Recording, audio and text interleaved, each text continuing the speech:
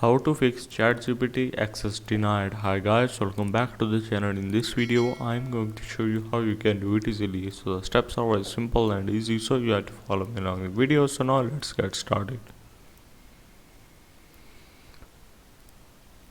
So the first method is you have to go to your Chrome browser and click on the three dots on the top right corner and go for its settings.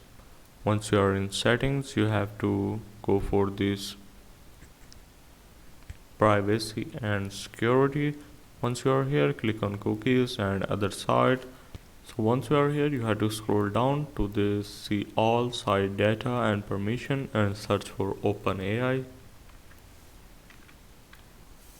So once you are here, you have to simply remove all these cookies. Once you have done this, see if your ChatGPT is working again or not. If not, you have to move to the step number 2, which is you have to remove all the extensions. Simply disable all these extensions, because sometimes, like if you have a ad blocker extension, it might blocking the ChatGPT. So once you are done with this, you have to move to the step number 3. If the step number 2 doesn't work for you, which is you have to install an VPN. Simply go to manage extension and click on open Chrome web store and search for VPN.